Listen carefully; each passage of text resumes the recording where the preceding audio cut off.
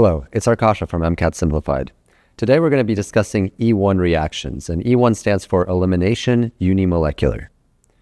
So this reaction, kind of like SN1 reactions, proceeds in two different steps. And the first step is rate determining. It's the slow step. And just like in SN1 reactions, here you have the exit of a leaving group, where you have some sort of leaving group typically attached to a carbon, and then the bond between that leaving group and the carbon will break, producing the free leaving group and then also a carbocation intermediate. And so again, this is a high energy step. It proceeds slowly and it's unimolecular. So that's the rate determining step, and therefore the whole mechanism is dependent on just the concentration of the initial substrate, just like in SN1 reactions. Now here, the second step involves some sort of base, right? In this case, it's a hydroxide ion coming in and deprotonating a carbon adjacent to the one that has the positive charge, adjacent to the carbocation. And as this base abstracts the hydrogen, the electrons in that bond between the carbon and the hydrogen being taken move in to p orbitals and form a double bond between that carbon and the carbocation. And that creates a double bond. Okay? Now notice that this whole reaction, this delta sign here, this triangle, this refers to heat. So usually elimination reactions are occurring at higher temperatures. In fact, heating a reaction will make elimination a more likely reaction pathway. Now, the other interesting thing is that when it comes to elimination reactions, these will typically follow something called Zaitsev's rule, which is that when you have different possible alkenes, which are basically double bonded carbon groups, when you have different possible alkenes that can form, it's going to be the more substituted alkene that will predominantly form. And that's simply because of the way the mechanism works, and that the stability of this alkene is going to be greater since there's more electron density around it, okay? Now, the reason, you notice that there's basically two different products that can occur when we're talking about this specific reaction. So you have this sort of hexane molecule, bromohexane specifically, it has a bromine atom attached to it, and it proceeds through this elimination reaction. We know that in the first step, this bromine will leave, it's going to form a carbocation. It's a secondary carbocation. And then after that, the base is going to abstract a proton. But notice that there's two unique protons that can be abstracted here. One of the protons is here on this carbon, and then the other one is on this carbon. And by the way, this is also a carbon, a methyl group here. So this methyl group also has a hydrogen. So both of those carbons with hydrogens are adjacent to the carbocation that will form. And so the base will actually, in some reactions, abstract this hydrogen, okay? And a double bond will form between this carbon and this carbon, as in this product here. And then in some reactions, it will abstract it from this carbon here. And a double bond will form between, again, that carbocation here and that carbon. But notice that this is the minor product, okay? And that's because if this alkene forms, then the carbons themselves are going to be less substituted, because notice that this carbon in this double bond is only going to be bound to two other carbons along with the one it's double bound to. But in this one, okay, this carbon, okay, it has this bond, and then this carbon, the one that had the carbocation, the positive charge previously, it's attached to the one it's double bonded to, and then this other methyl group, okay? So that is following Zaitsev's rule. It's that the more substituted alkene is going to form in most cases. However, there's always going to be some minor product, okay? But the major product, the one that predominantly forms, is going to be the more substituted alkene. Now, if you look at this reaction diagram here, notice that it's actually similar to an SN1 reaction diagram, where again, you're going to have the substrate, and then it goes into this transition state. It's the higher energy one. This is where the carbocation will eventually form from. And then you're going to have this intermediate state, which is the carbocation, okay? And then it's going to go into the second step, which also has a transition state, but it's lower energy than the previous one. And then the products will form. Now, with these reactions, there's also certain considerations, and the MCAT, again, will like to test your knowledge on how, different reactions are affected by different conditions. Like, for example, substrate considerations. So because this reaction, like SN1 reactions, proceeds through carbocation intermediates, you want to always be able to form the most stable carbocation. That's going to make the reaction more likely. So consequentially, when you have tertiary carbons, the carbocation that forms from these is the most stable. So this reaction is going to be more likely to occur if you have a more substituted initial carbon, so tertiary carbons. Another consideration is going to be the stereochemistry. So for this reaction, the stereochemistry consideration is that when you're producing the alkene and you're deciding between the trans form and the cis form, so the cis form and specifically the entgainen form is the trans form, okay, these are just two sort of different systems in describing stereochemistry around a double bond, okay? Entgainen is referring to, or E, is referring to when the highest value molecular groups on either side of the bond are opposite to each other, okay?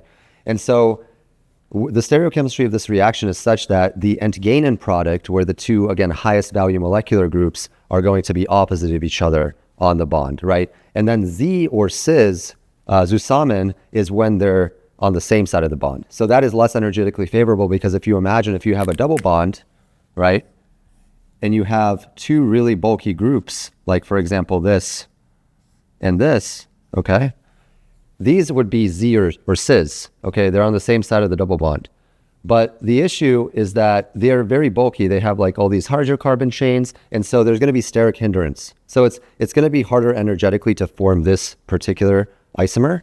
So instead, it's more favored to have this one on this side and this one on this side. So this would be the E configuration or trans, and so this one is gonna be preferred, okay? So that's another consideration.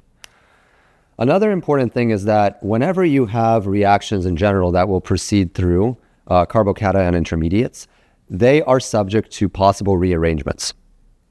And these rearrangements will occur when it's possible to move either a hydride, okay, which is basically a hydrogen nucleus with the two electrons, so it's negatively charged, or a methyl group, a methyl shift, from a different location in the molecule to where the initial carbocation forms in a way that will reposition the positive charge in a more stable location. So for instance, if you initially form a secondary carbocation and there's a possibility to perform either a hydride shift or a methyl shift in such a way that you can create a tertiary carbocation, which is more stable in a different part of the molecule, that will happen. An example is this. So you have this molecule, and if it's proceeding through, this reaction scheme, and again, the first step is the same in both SN1 and E1 reactions, the bromide leaves, and you have the secondary carbocation, okay, that forms. But notice that this carbon here, it has an implicit hydrogen attached to it, right? The hydrogen which we show explicitly here. And this can actually move from this carbon to the carbon that just lost its bromide, right? Which moves the positive charge from the secondary carbon to then the tertiary carbon. And this charge is more stable because of inductive effects on the tertiary carbon. Now, the subsequent steps of this mechanism would be interesting because there would really be two species that can be subsequently either eliminated to form double bonds or attacked in the case of an SN1 pathway with a nucleophile, right?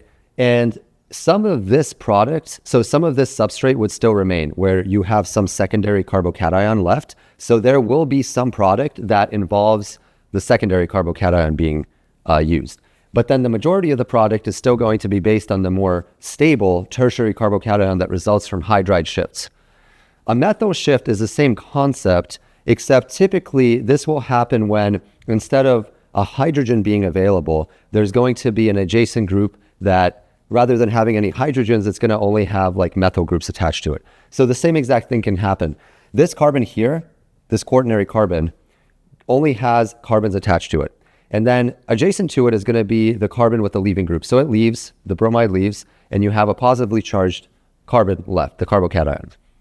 However, you still want to stabilize it. And since there's this adjacent carbon has these methyl groups, this methyl group can move from here to here, positioning the positive charge, okay, on the more substituted carbon, okay, which is now a tertiary carbocation. And so again, yes, some of this species where you have the secondary carbocation will react, but the majority of what will react will be this tertiary form. So when you're doing questions it's really important to just keep in mind that if anything is proceeding through a carbocation intermediate, it is subject to potential rearrangements, which is going to dictate the number and the number of products and also the major product that will form. So just look out for those. The last thing to talk about with this, and we talked about this in the SN1 video also, is that these two reactions, E1 and SN1, are in competition with each other. And as a reminder, here are some things that make E1 reactions more favorable over SN1 reactions. The first is, we already mentioned, having this heat. This delta sign represents heat. So higher temperature, E1 is favored. And generally, elimination is more favored as a pathway over substitution if you have a higher temperature.